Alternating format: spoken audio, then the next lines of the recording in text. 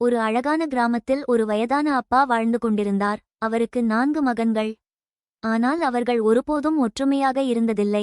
எதற்கெடுத்தாலும் சண்டைதான். சின்ன விஷயமா இருந்தாலும் சண்டைதான். வயலில் வேலை பண்ணும் போதும் சாப்பாடு நேரத்திலும் கூட சண்டை. அப்பா தினமும் கவலையுடன் பார்த்து கொண்டே இருந்தார். இவர்கள் இப்படியே இருந்தால் வாழ்க்கையில் முன்னேற மாட்டாங்க என்று மனதில் நினைத்தார். ஒருநாள் அவர் ஒரு திட்டம் போட்டார். அவர் 4 மகன்களையும் அழைத்து ஒரு பெரிய குச்சிக்கட்டை கையில் கொடுத்தார். இதை குடைக்க முயற்சி பண்ணுங்க என்றார். முதல் மகன் முயன்றான், முடியவில்லை. இரண்டாவது மகன் முயன்றான், அவனாலும் முடியவில்லை. மூன்றாவது மகன் முயன்றான், நான்காவது மகன் முயன்றான், யாராலும் முடியவில்லை.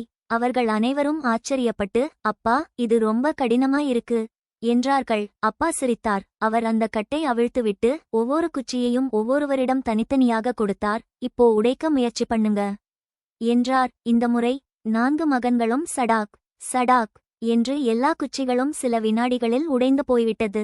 அப்பா மெதுவாக பேச ஆரம்பித்தார். குழந்தைகளே, நீங்கள் எல்லாம் இந்த குச்சிகள் மாதிரிதான். ஒன்றாக இருந்தால் யாராலும் உங்களை தோற்கடிக்க முடியாது. ஆனால் தனித்தனியாக இருந்தால் வாழ்க்கை உங்களை எளிதில் உடைத்துவிடும். அந்த வார்த்தைகள் அவர்களின் மனசை உலுக்கியது. அவர்கள் ஒருவரை ஒருவர் பார்த்து நாணத்துடன் சிரித்தார்கள். அந்த நாளிலிருந்து சண்டைகள் குறைந்தது, ஒற்றுமை அதிகரித்தது. அந்த குடும்பம் கிராமத்திலேயே சிறந்த குடும்பமாக மாறியது. கருத்து: ஒன்றுபட்டால் உண்டு வாழ்வு, பிரிந்தால் உண்டு அழிவு.